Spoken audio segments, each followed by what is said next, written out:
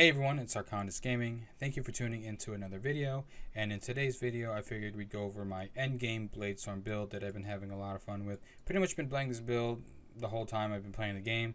And it's fun to find all these passives and these new things about the build. So I figured I'd go ahead and show it off to you.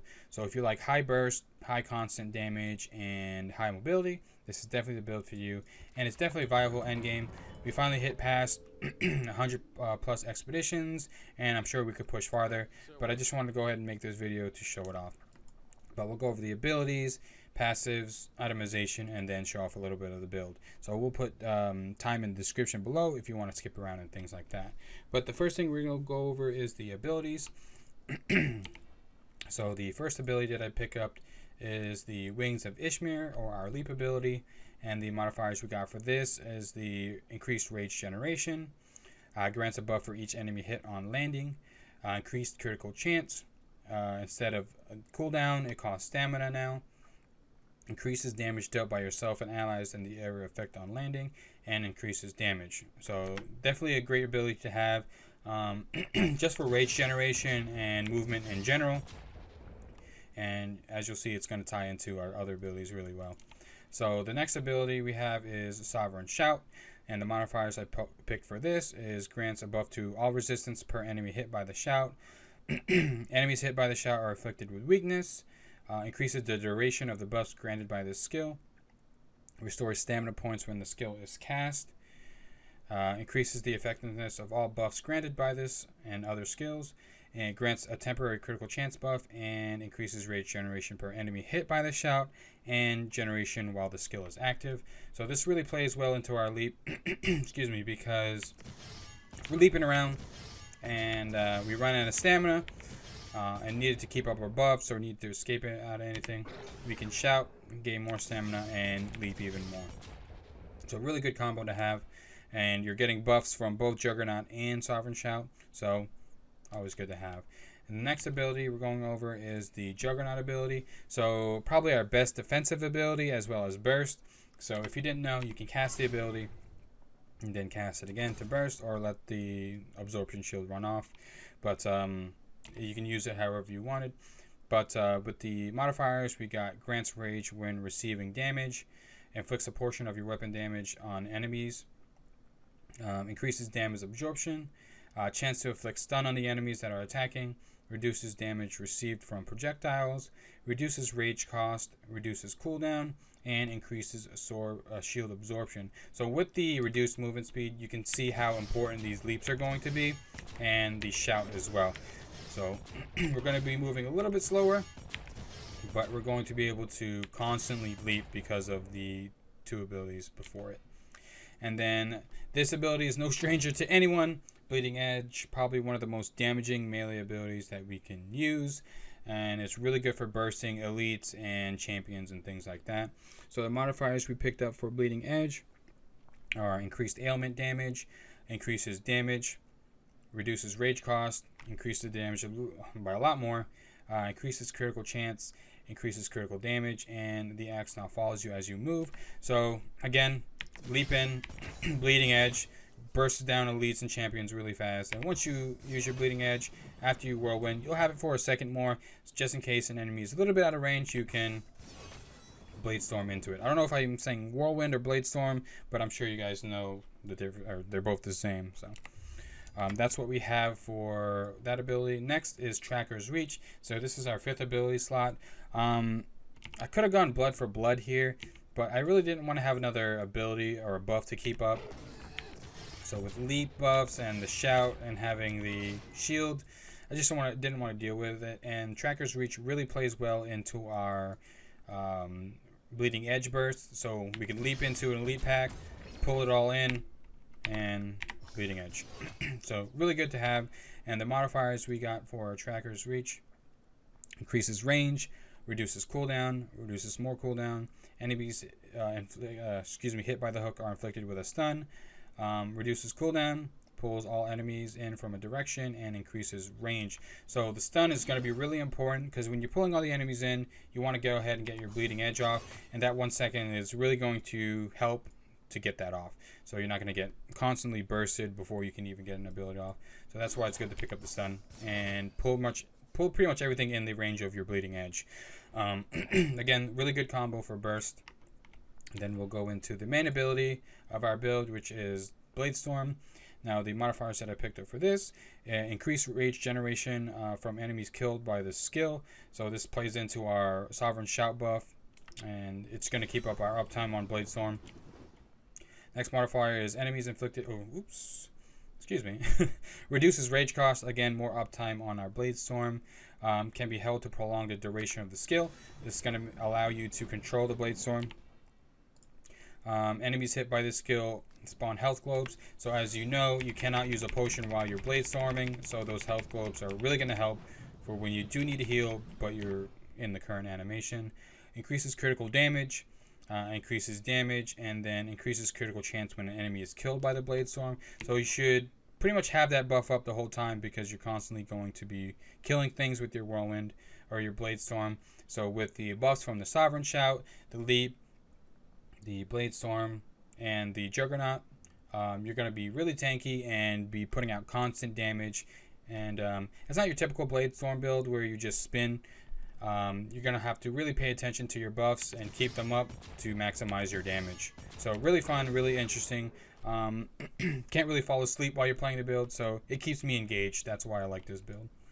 So now we'll go into passives, and we're going to go ahead and just start off counterclockwise and go over all the bigger nodes. The first one we're going into is down the assassin tree, and it's called Merciless Lethality. So critical hits deal more damage, non-critical hits deal less damage. So of course that's how we get our big numbers. We lose damage on our normal hits, but 100% critical hit damage is really going to be where this build shines with all our buffs we're getting from crit. And then that leads us into our next node down the soldier tree, the wild card. This is going to give us plus 60 critical hit chance score. So we're going to be critting more, combos into the critical hit damage. So these really play well together, especially if we're getting constant damage out with our Whirlwind. The next node we're going down the soldier tree is the heat of battle. So taking damage gives you more rage. So we're going to be in melee all the time, and the more we get hit, the more rage we're getting, and the more uptime we're going to have on our Bladestorm. Again, down the soldier tree we have Second Wind. Probably a must-have if you want to go ahead and have a bunch of a good amount of survivability.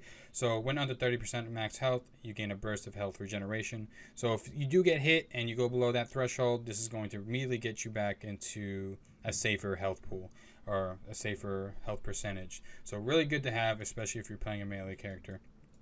Just in general, honestly. So definitely a must pick up for Second Wind. The next tree we're going down to is the Warmonger tree, and we're going to pick up Gods Amongst Men. So basically, we can only do material damage now, which is physical, rend, and toxic, but we gain 50% material damage. So again, Bladestorm material damage and rend damage. This is exactly the type of damage we need to be going for. So again, perfect to play into. Next down the Warmonger tree, we have Feast for the Crows. So we have 2% global life leech, and with our constant Bladestorm damage, we're going to be constantly getting health regeneration. So if we take little bits of damage here and there, we're going to be healing back to full with us in our Bladestorm. And then next we're going down the Siegebreaker tree, and the first node we're picking up is Salvatore Anchor. So basically, depending on what kind of item you have equipped, Bruiser, Rogue, or anything else, it's going to give you a different enhancement. So since we have a Bruiser chest piece equipped, we're going to be getting health regeneration for every health point equipped on the piece. So for example, our chest, and you can always tell on the top left of the item, you see where it says Bruiser. So we're getting health regeneration for each point of health we have on the item. So it's really good to have, again, just for constant healing when you're taking little bits of damage here and there, or if you're running to the next pack, you'll heal up to full by the time you get there. And then this is probably the most interesting part, passive about the build, something I found out just by experimenting. So typically Siegebreaker, while stationary, you gain Inexorable. So you're getting up to a stack of 10 of these and 6% for each stack. So you can gain up to a 60% damage buff as long as you have 10 stacks. And as you'll see here, as you're running around, I'm losing stacks and my damage is decreasing. and we'll stand still for a second, and you'll see our damage to go up as we're increasing stacks. Same goes for our whirlwind. Damage is increasing as we stand still. And the cool thing that I found about this is, you see how we're running, we're losing stacks. Once you are in the whirlwind animation, bladestorm, animation, you don't lose your inexorable stacks. So as long as you're bladestorming, you're never going to lose a stack, and you're going to have this damage bonus no matter what. So that's pretty awesome. Something really cool that I found out. So it really plays well into the bladestorm build. And if you're leaping or dodge rolling, does not matter. It does not reduce a stack if you're in these animations. So really cool passive to pick up. Pleasant surprise. You're getting a lot of damage for pretty much for free. So definitely a must-have pickup, Disallowing Vessel for this bladestorm build. Then we're going to move over to the Sentinel tree to pick up the Backline Raider. So this gives 50% attack speed score and 50% spellcasting speed score. So your abilities are going to go off a lot faster. And I believe attack speed affects your bladestorm ticks. So it's increasing our ticks on our bladestorm. So we're doing more damage with that, and we're doing faster damage. And faster damage means more healing and more burst and things like that. So I feel like this is a really good node to go into. Not necessary, but I figured I have the point, so I went into Backline Raider and the Sentinel tree. Next tree we're going into, really important again, is the Child of Fury tree, and we're going to pick up Furious Appetite. So instead of regenerating willpower now, we're regenerating rage. And that's, again, good to have for our bladestorm build, so keep your bladestorm uptime. And then next to it, another really huge damage buff from a passive here is Frenzied Blows. So skills have 100% rage cost when rage is over 750, but skills cast at this increased cost deal double damage. So really cool. So let's get back to full rage. So when we cast Whirlwind, this whole time we're going to be doing pretty much double damage until we hit 750. But while you're killing stuff and just our rage generation in general, as you'll find out later, that we're not going to be really losing that much rage, and we're going to be pretty much over the 750 threshold like 90% of the fights that we're in, except for when we're bursting. But that's the point of burst. You want to spend all your resources to make sure the enemy's dead. So that's a really good combo to have. And that's going to lead us into our next tree, which is the Warlock tree. And again, this is a really good, if not, actually it's a must-have for a bladestorm build. So basically you're getting plus 200, plus actually 400 rage. So not only is this going to keep your uptime on your bladestorm and make you spam your other abilities even more, but increases our 750 threshold. So instead of 750 to 1000, it's 750 to 1400. You're going to be getting that damage buff even longer. So really good to have, really good combo with those passives right there. And then the last tree we're going into is the Exorcist tree. And we were just picking this up pretty much for damage and for survivability. So the first node we go into is the Branded Burst. So gain 1 tenant point for every 2.5 seconds up to 5 when you're not taking damage. And then when you're hit, it takes all those stacks away. So we can pretty much mitigate a bunch of damage if you're like running to the end boss, or you're just running to clear the next pact. As soon as you jump in and you're hit for the first time, you're going to mitigate a bunch of that damage. So pretty good to have, especially if you're going against boss fights. And then the last node that we got into the Exorcist tree, is Headhunter.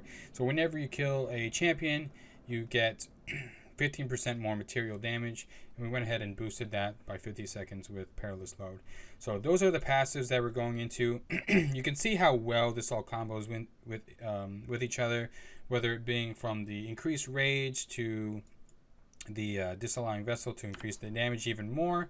Really fun build, and can be tanky with our passives. That's why I picked a little bit more survivability passives, so we can have a little bit more freedom on the itemization with damage and things like that. And I'll go through the items really quick. Pretty much what you want to look for is material damage, ferocity, crit hit chance, and crit hit damage.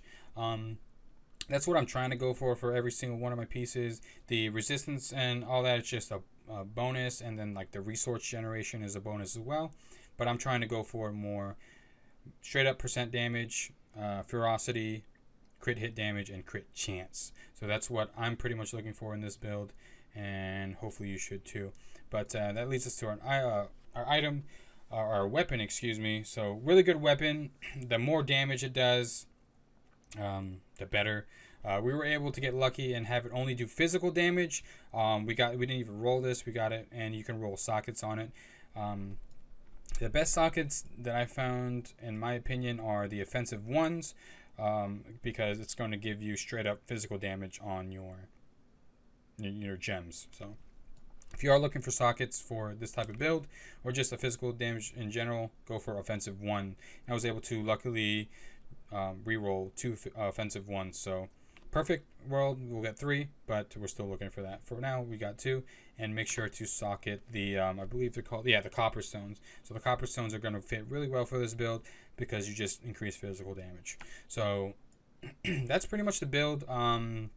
We went over the abilities, the passives, and the itemization. You can really see how this build is really fun and how it all works together with the leaps, the buffs, the defensives, and with our burst, pretty much you're just going to leap in and spam bleeding edge. Doesn't matter if you get below the 750 threshold, as long as you get the enemy down. Once you get the enemy down, you can leap away, gain your rage back, and then go back into whirlwind. So hopefully the build sounds interesting. We'll go into the gameplay now, so hopefully you do enjoy. Let me know what you think about the build, and I appreciate you guys tuning in. Okay, to show off the build here, I figured we'd go ahead and do a Health Omen treasure map dungeon. Go ahead and put it all the way to 103. Again, I don't know if modifiers actually affect the treasure map dungeons, but we'll go ahead and we're just showcasing the build, so we'll go ahead and do that. Again, playing into the disallowing vessel stacks and the buffs, we're going to try to all keep that in mind. Not perfect, but we'll see if we can do our best here. And as you see, 90k plus, we're doing a shit ton of constant damage with our Bladestorm, as long as we're above 750 rage. So we're going to try to keep that up, and until we get to an elite, try to burst them down. It's okay if you just spend all your rage on that, as long as they're dead. So these Wealth Omens or these beetles are going to be no problem for us. We're going to be able to not only catch up with them with our slowed move speed still, but deal constant damage. Go ahead and pick up this. But yeah, you can see where all the crit damage stuff and the passives come in. This is a pretty good chunk of damage per tick with the whirlwind. Let's go ahead and do this chest, and then we'll show off our burst here. Let's go ahead and pull everything in, and then spam a bleeding edge. So again, bleeding edge, really good ability to have, just to pull everything as well with tracker's reach and to burst everything down. Again, we're going to keep trying to keep our rage above 750. With the Warlock passive and increased our rage pool, it's going to be a lot easier than having just 1,000, so that's for sure. Let's go ahead and take care of this elite. Let's go ahead and get some buffs from our leaps. Let's buff up. Put our shield on. Let's see if we can pull them all together. Just spam. So, as you see, we can still keep our rage above 750 when spamming. But, again, I'm not too worried about going under the 750 threshold when we're trying to burst. Is that an offering shrine? Hopefully we get something really good here. Oh. Okay. Just gave us one. Okay. Usually it gives you like a whole list of items to choose from, but... And don't mind your inexorable stacks, or your disallowing vessel stacks, excuse me, to fall off while you're moving here and there. Once you get there and start whirlwinding, you'll find it's going to build that back up really quick. And a cool thing that I found, I don't know if this is still intended, but you can potentially get your movement speed back and have the inexorable stacks. So I'll go ahead and show this off. So let me lose my stacks here. Go to whirlwind, okay.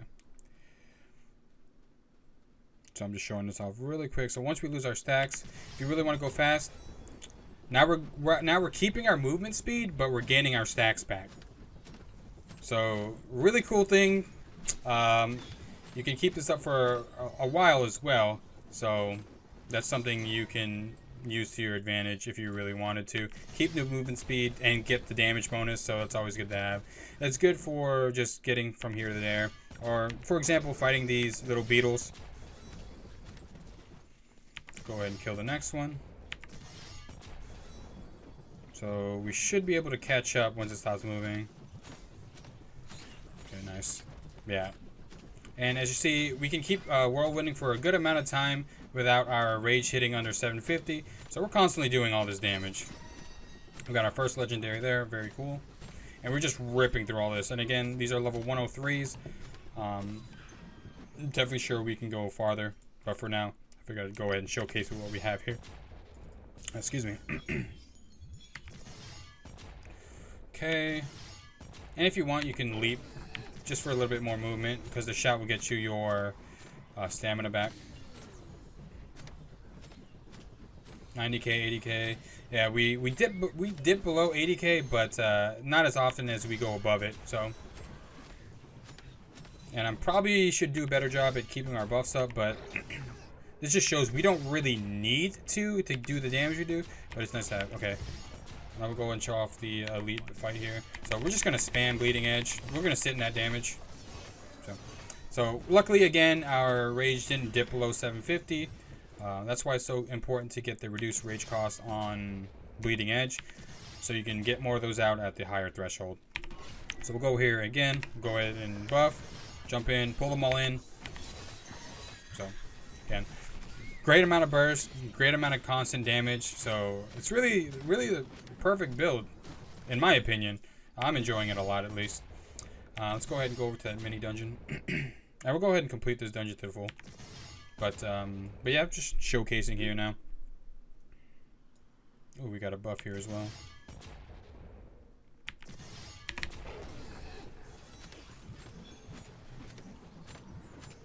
Okay.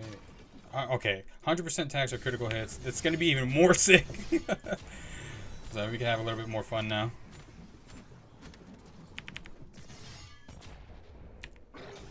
Buff up.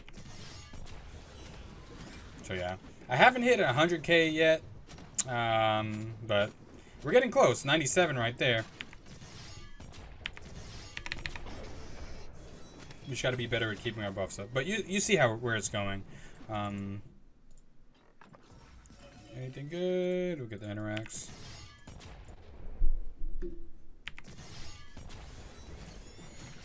Where do we go? Let's go left.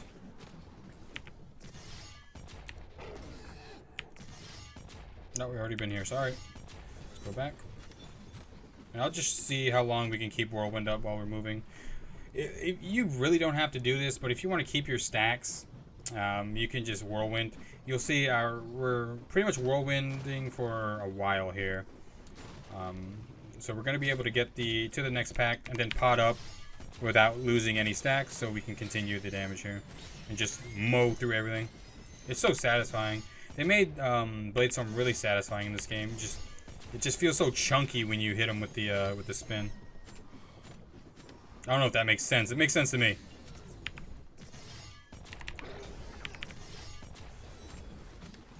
Yeah, we're just rolling through these things.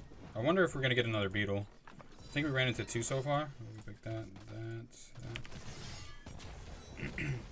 Oh, we got a really good chest here. I don't know what's the highest. I think this may be the highest chest, or is it the red one? But we're going to be able to show off our pool combo as well. Let's see. There's an elite all the way back there. Let's see if we can pull him in. Nah, we weren't able to. But yeah, you see how I got really bursted there? Our second win and things like that saved us right there. We were able to take that damage and not die. No legendaries. Ah, shit.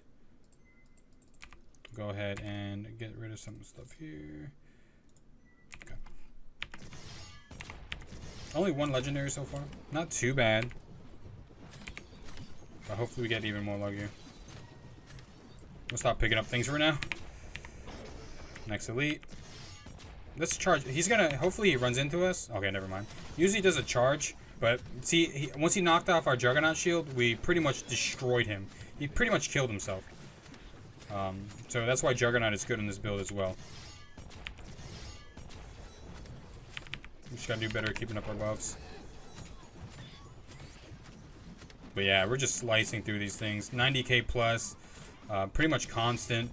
So really good high damaging, and you're tankier from all the passive and things like that. And the mobility is really awesome. So, I mean, again, to me it's the perfect build. I just spin into things and they die. Don't really have to worry about running around, things like that. Just jump into them and face tank them. And again, with my philosophy, it's either kill or be killed. So, it is what it is. I don't mind dying. I just gotta kill the enemy first. Probably pick up those interacts. But we're pretty much done with the portal. I think I'm just going to exit here. I just wanted to showcase the build. We'll go ahead. Oh, I don't want to switch that off. Do I have another? Okay. Pick these up. Really important to get. And yeah, that's pretty much the build. Let me know what you guys think.